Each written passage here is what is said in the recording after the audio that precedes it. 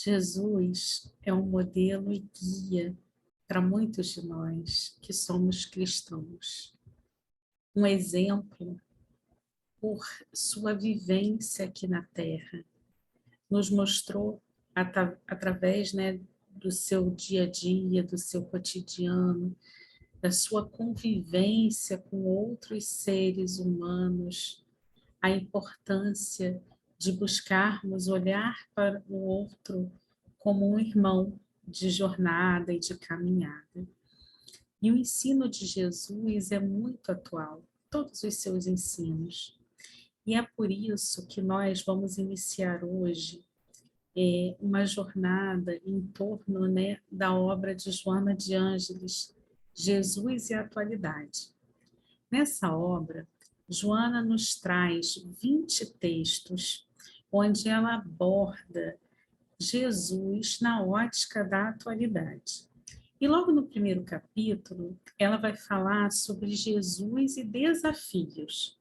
E é isso que eu gostaria de compartilhar com vocês aqui, para que nós pudéssemos estar juntos refletindo nesta manhã. Então, Joana de Ângeles, através da psicografia de Divaldo Pereira Franco, ela vai iniciar dizendo para a gente o seguinte: o processo de evolução constitui, para o espírito um grande desafio.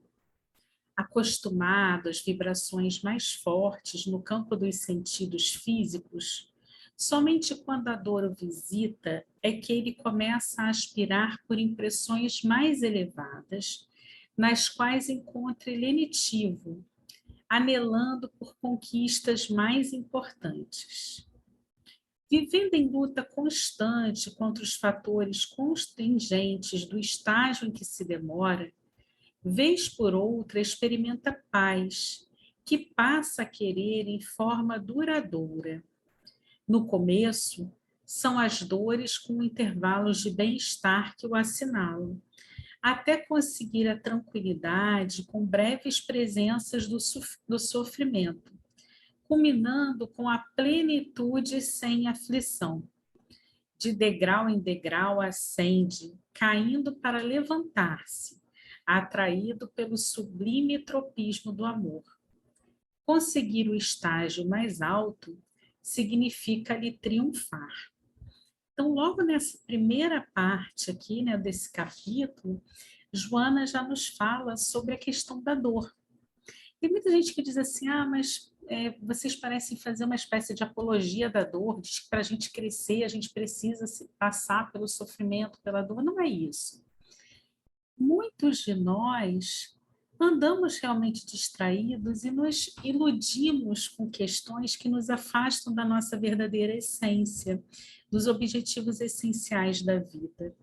E o mecanismo que a vida encontra é justamente, nos colocar diante de situações desafiadoras, algumas delas dolorosas, para que nós possamos, então, olhar. É aquilo que a gente fala sempre, quando algo dói no nosso corpo, é quase que impossível não dar atenção para aquilo. Quando todos os nossos órgãos funcionam bem, é fácil a gente negligenciar. E é mais ou menos assim com a nossa vida. Muitas vezes a gente vai deixando a coisa acontecer sem ficar refletindo, sem pensar, e a dor é um chamamento a esse autoencontro, a essa renovação, a essa reflexão real de quem nós somos, por que estamos aqui, esse chamado para todos nós. Então ela até diz assim, e tudo passa, Então ela diz, no começo são as dores com intervalo de bem-estar que o assinalam, até conseguir a tranquilidade, com breves presenças do sofrimento, culminando com a plenitude sem aflição. Então, a gente vai ver que, pouco a pouco, esse mecanismo da dor ele não vai mais sendo necessário para aqueles que já conseguem, se desenvolver, aperfeiçoar, mas não no nosso estágio evolutivo ainda aqui na Terra. Nós ainda estamos num processo de aprendizagem, nós ainda somos aqueles indivíduos que ainda temos que trabalhar muito a nossa esfera moral e por isso passamos por situações dolorosas. E aí Joana continua dizendo assim: aturdido e inseguro, descobre uma conspiração quase geral contra o seu fatalismo. São as suas heranças passadas que agora ressurgem, procurando retê-lo na área estreita do imediatismo, em nível inferior de consciência, onde apenas se nutre, dorme e se reproduz, com indiferença pelas emoções do belo, do nobre, do sadio. Anestesiado pelas necessidades vegetativas, busca apenas o gozo, que termina por causar-lhe saturação, passando a um estágio de tédio que antecipa a necessidade premente de outros valores. Isso aqui é interessante porque nós vivemos hoje num mundo, né, em que a gente diz que a doença do século é a depressão. E aí a gente imagina assim, se a depressão é a doença do século, e a depressão ela está associada a fatores externos, né, condicionantes a isso, nós imaginaríamos que aqueles países, né, mais pobres, com maiores desastres, seriam aqueles com maior percentual de pessoas deprimidas. E a gente percebe que não é isso que acontece. Nós vamos encontrar um número elevado de pessoas deprimidas justamente nos países desenvolvidos. E aí o que a gente começa a perceber é que muitas vezes, né, não é o que está fora, é o que está dentro. Muitas não é sempre, né? Porque para além dos fatores bioquímicos, há a questão também, né, dessa busca do imediatismo, de um nível inferior de consciência que a gente vai se adaptando, que faz com que a gente fique o tempo todo buscando apenas o gozo na matéria e chega um ponto que isso satura, porque isso não tem essência, isso não tem fundamento, né? Então, o que Joana diz é que lentamente o ser, né, humano vai despertando para realidades que antes não sensibilizavam e, de repente, passam a significar-lhe meta a conseguir, sentindo-se estimulado a abandonar a inoperância. O psiquismo divino, nele latente, responde ao apelo das forças superiores e desatrela-se do cárcere celular, com a antena que capta a emissão de mensagens alcançadas somente nas ondas em que sintoniza. O primeiro desafio, o de penetrar emoções novas, o atrai, impelindo-o a tentames cada vez mais complexos, portanto, mais audaciosos. Experimentando este prazer ético e estético, diferente da brutalidade do primarismo, acostuma-se com ele e esforça-se para novos cometimentos, que a partir de então já não cessam, desde que, encerrado um ciclo, qual espiral infinita, outro prazer se abre atraente, parecendo-lhe cada vez mais fácil. Então, né, vai dizendo, né, Joana vai dizendo aqui para a gente o quê? Que pouco a pouco o espírito vai sendo, né, convidado ali, à medida em que ele vai sintonizando, né, em vibrações superiores, né, a, a mudar um pouco esse seu padrão vibratório e a sintonizar naquilo que realmente o fará crescer, como o belo, com o bom, né? E aí ele vai conseguindo estar crescendo ali. Tudo na vida são desafios às resistências. A lei de entropia degrada a energia que tende à consumpção para manter o equilíbrio térmico de todas as coisas. O envelhecimento e a morte são fenômenos inevitáveis no cosmo biológico e no universo. Os batimentos cardíacos são desafios à resistência do músculo que o experimenta. Os peristálticos são teste constante para as fibras que os sofrem. A circulação do sangue é quesito essencial para a irrigação das células. A respiração constitui fator básico sem o qual a vida perece. Tudo isso e muito mais na área dos automatismos fisiológicos a interferir de natureza psicológica. Olha que interessante, né? Enquanto nós estamos aqui, nosso coração está batendo. Mas será que a gente fica acompanhando o compasso, o ritmo cardíaco? Né? A gente está percebendo o nosso intestino funcionar? E a respiração? É interessante que muitas vezes a gente só vai dar valor quando perde, quando está com alguma doença que faz com que a respiração fique escassa, quando o compasso, né, o batimento cardíaco já não é mais de forma equilibrada. E aí a gente vê que tudo vai funcionando em harmonia, né, na natureza, tudo esse automatismo que faz com que tudo ocorra. E a gente precisa, né, respeitar esses automatismos fisiológicos, porque eles, na verdade, vão interferir também na nossa natureza psicológica. É natural que o mesmo suceda no campo moral, que nunca retrocede e também não é bom que estacione, né? Não deve estacionar sob pretexto algum. No progresso, a evolução é inevitável, a felicidade é o ponto final. E é interessante quando a gente pensa essa questão da relação, né, do fisiológico com a nossa natureza psicológica. Os estudos científicos cada vez mais têm mostrado uma relação intestino-cérebro, mostrando que realmente, né, a gente regula, né, a inflamação cerebral, o nível de mensagens, né, de neurotransmissores, a partir daquilo, por exemplo, que a gente ingere, a partir daquilo que há uma conexão, né, total, que leva, sim, a desequilíbrios, porque alguns mediadores neuroquímicos, né? Eles são modulados justamente por esses estímulos que eles vão recebendo da periferia. Então, muitas vezes leva a desarranjos mesmo, né? Então, a gente precisa estar atento, né? E respeitar bem o nosso corpo físico, buscar equilíbrio para as nossas existências, lembrando que o nosso objetivo é realmente o progresso.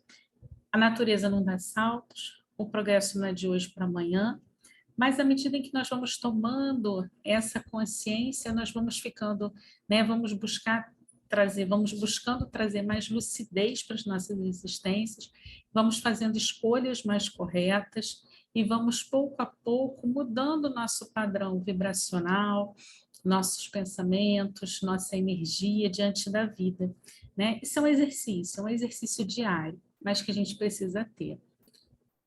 Não cabe ao homem retroceder na luta, continua Joana, senão para reabastecer-se de forças e prosseguir nos embates. O crescimento de qualquer ideal é resultado dos estágios inferiores vencidos, das etapas superadas, dos desafios enfrentados. A sequoia culmina a altura e o volume máximos, célula a célula. O universo se renova e prossegue molécula a molécula. Facilidade é perda de estímulo com prejuízo para a ação. Toda a vida do mestre foi um suceder de incessantes desafios. Embates no seu meio social e familiar constituíram-lhe os primeiros impedimentos, que foram ultrapassados em razão da superior finalidade para a qual vieram. Ele não aceitou carregar o fardo do mundo em caráter de redenção dos outros, mas ensinou a cada um a conduzir o seu próprio compromisso em paz de consciência. Não assumiu as tarefas alheias, nem deixou de demonstrar como fazê-las. No entanto, altaneiro, sem presunção, tampouco sem submissão covarde. Isso aqui é interessante porque a gente tinha aquela cultura de dizer que Cristo morreu por nós, né, na cruz.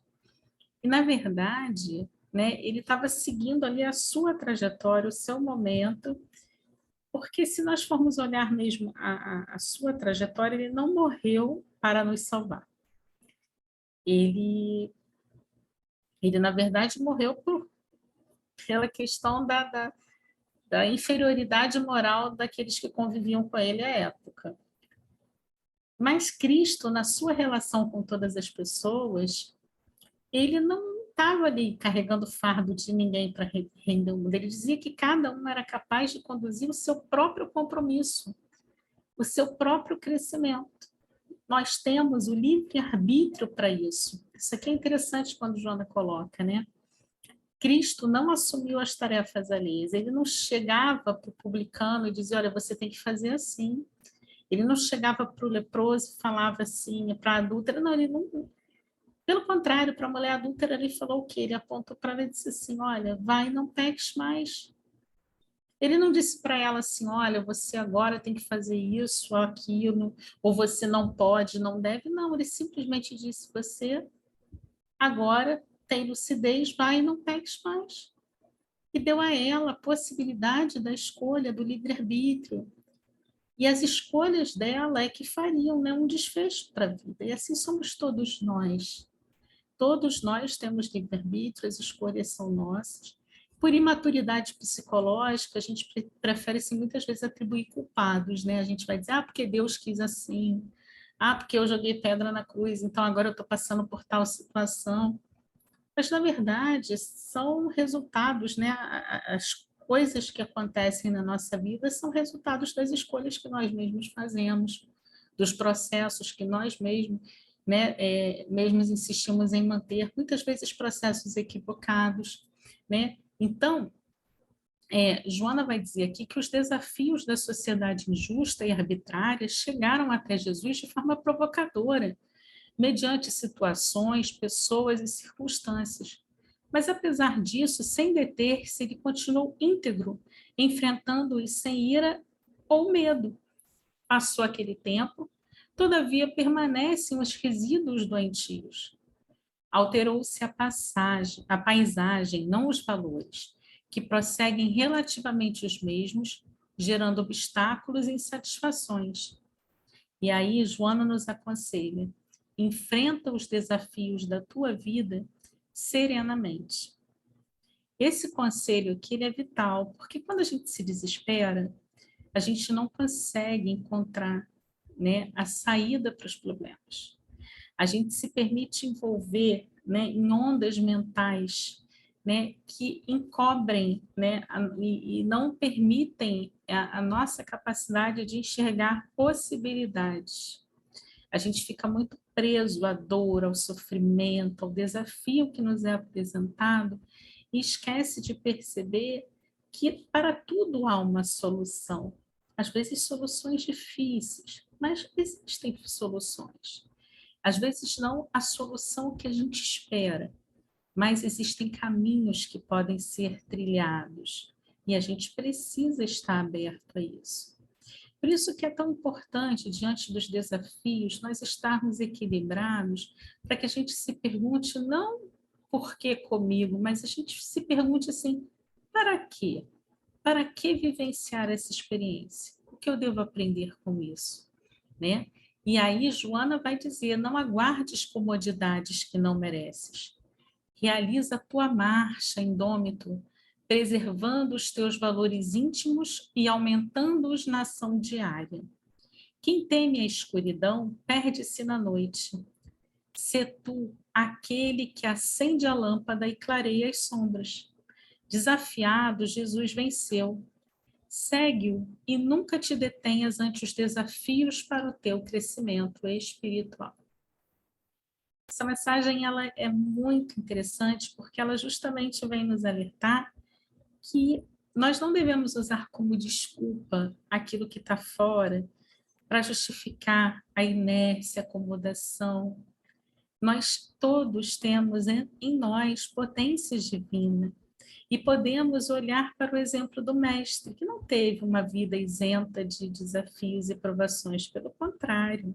A história nos mostra que Jesus Cristo enfrentou muitos desafios ao longo de sua existência, mas com equilíbrio, com serenidade, com reflexão, com uma postura lúcida diante da vida, foi realizando escolhas. E somos nós, assim, a tê-lo como mestre e guia, agora convidados também a fazermos as escolhas das nossas existências, mas não mais como aqueles, né, que fazem escolhas empolgados, ansiosos por aquelas conquistas fáceis, rápidas, mas aqueles que fazem as escolhas visando um crescimento, visando um desenvolvimento pessoal, moral, visando justamente o bem comum, porque nós sabemos que estamos numa sociedade. E nessa sociedade, enquanto houver um irmão nosso em sofrimento, nós não encontraremos a felicidade plena. Termino por aqui. Um dia de muita paz, muita harmonia, muitos encontros bons ao longo do dia e principalmente que a gente consiga, né, terminar o dia de hoje e ao revisar toda a nossa, né, agenda diária, toda a nossa conduta ao longo do dia, a gente agradecer e dizer assim, que bom, mais um dia em que eu pude crescer e ter a oportunidade de aprender algo novo nesta vida. Muita paz para todos vocês. Encontro vocês aqui na próxima terça-feira para continuarmos refletindo na obra Jesus e a Atualidade de Joana de Ângeles na psicografia de Divaldo Pereira Franco. Muita paz.